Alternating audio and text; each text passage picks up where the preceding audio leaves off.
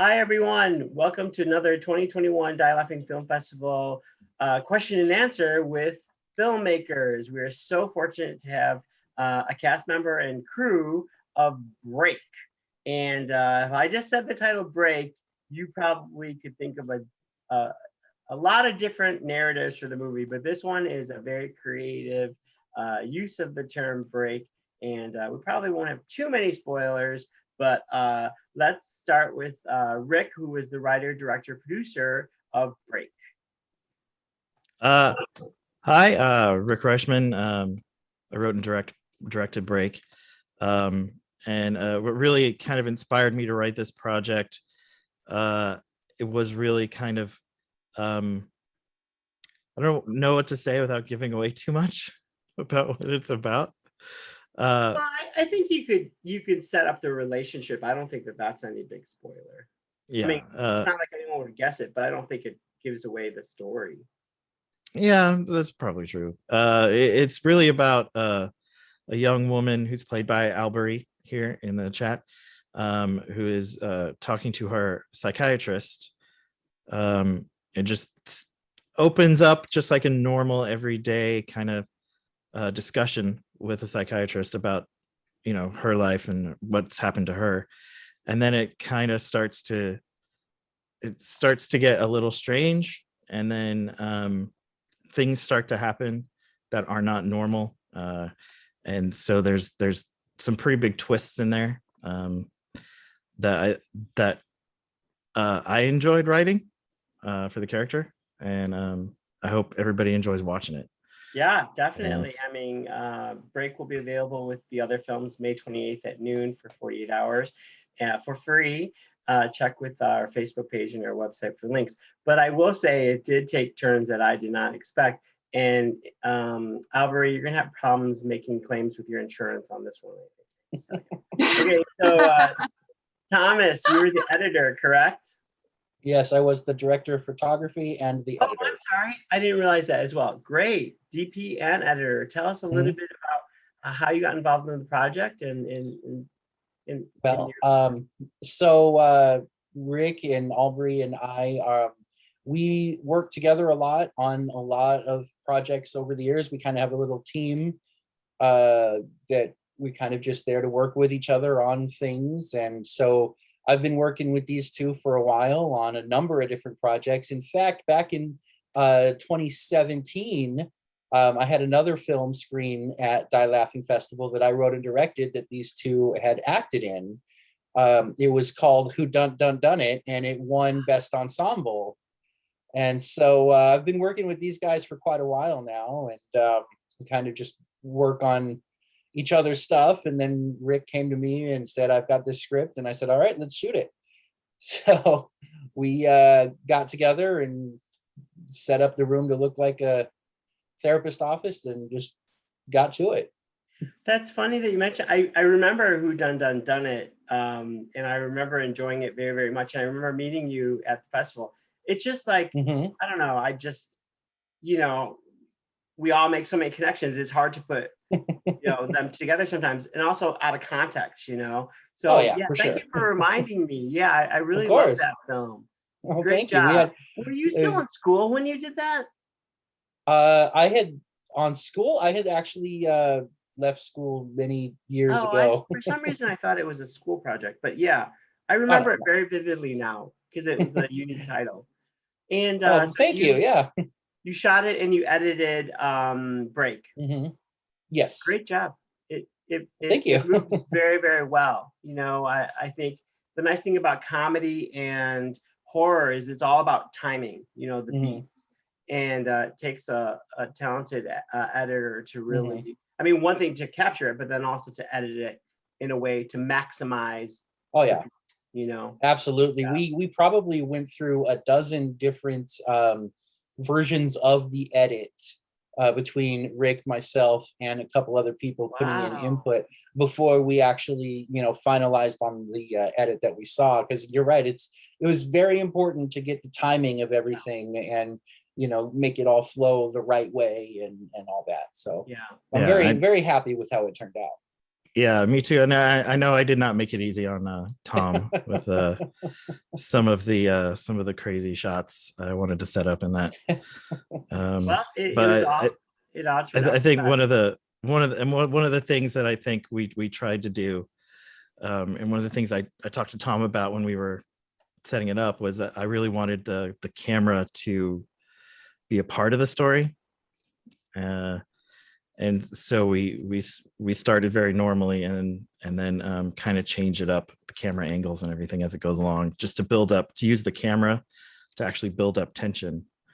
Yeah, that was a lot of fun as things with narratively start getting more away from, I guess, the norm. The angles and the compositions start getting more and more tense, and the camera starts to move a little bit more, and it was a very well thought out narratively and visually together. So I was quite impressed with the vision that Rick had, and it was a lot of fun being able to bring that to life on the screen. Well, thanks for mentioning that. I'll have to keep an eye on that on the next time I watch it. But those choices help whether the viewer is like conscious of it or not, So, Oh yeah, so for sure. very good, very good. And Alberie, thank you for joining us. Tell us a little bit about your work on this and your role.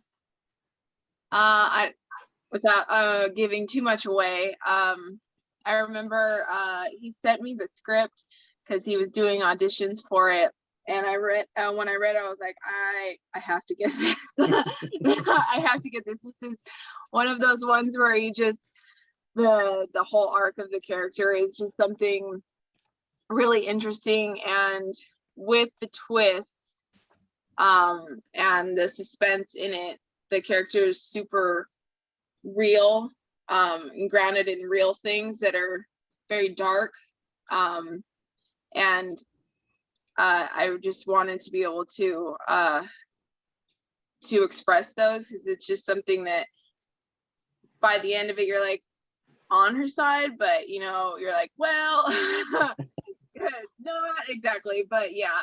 And I liked that idea of her whole storyline, and I just, as soon as I read it, I just had a whole image of her life, and I told him, like, I hope you're writing more, because I really like this character, even though she's so dark, but I really enjoy it.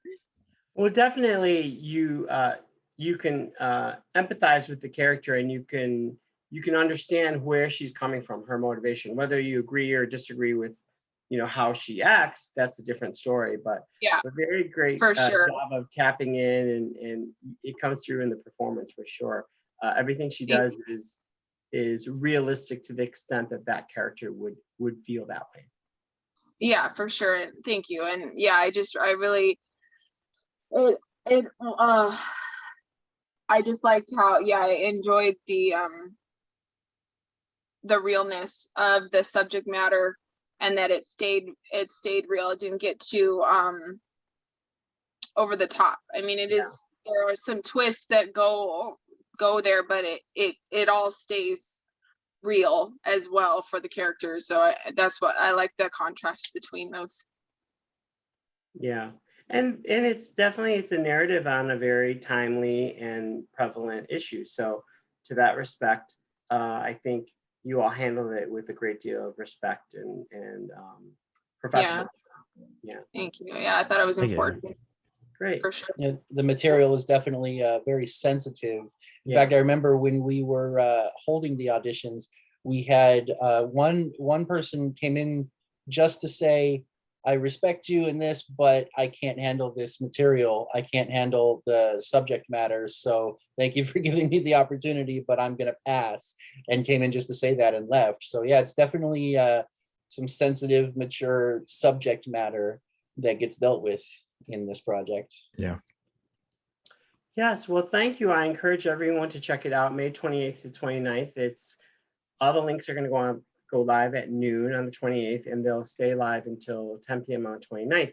But this is your Groupon Day, viewers, because Tom also has another film independent of Break that's Mhm. was selected independently, you know, so it's not like he's paying me off because I would charge him double, and I know. Mhm. But anyways, Tom, tell us about your other project, Red Rum. Yeah. So also, like you said, separately from this one, I had another a film called Red Rum that I wrote and directed that also will be screening at this festival on the same day, I think. I'm not sure of the programming, but You know, Tom, I'm sorry if it's not clear. They all go live at noon, and good. then and then Okay. they stay live until 10 p.m. the 29th. All right, cool. So yeah, go watch Break, and then go watch Red Rum. And Tell us the log line on Red Rum. Red Rum. Oh, it was he you know what? I'm blanking on Tell what the us log line something was. about it then. Something okay, so it's Red Rum is about she gets a visit from a ghost with an ulterior motive. Perfect. what That's I'll your say. log line. Write it down. There you go. Write it There you down. go. Well, But I thank will you say so this about yeah. Break. Alberie mentioned about filming more. This was meant actually as a proof of concept pilot, because Rick has been writing more episodes of this that would be a series. Am I right there, Rick? Yeah, a web series or a feature-length film. I'm just working on more of it. So 'cause- yes, this short is definitely a pilot with more of this to come. Amazing. Amazing. Well, thank you so much for taking time to talk to us. And we hope you'll click on some of these films, the 20th and 29th. And we hope you'll keep in touch like Tom has kept in touch. And I promise in the future, I'll forget who you are as well. Okay. So thank you so much. And Die Laughing Film Festival online, May 28th to May 29th. Thank you.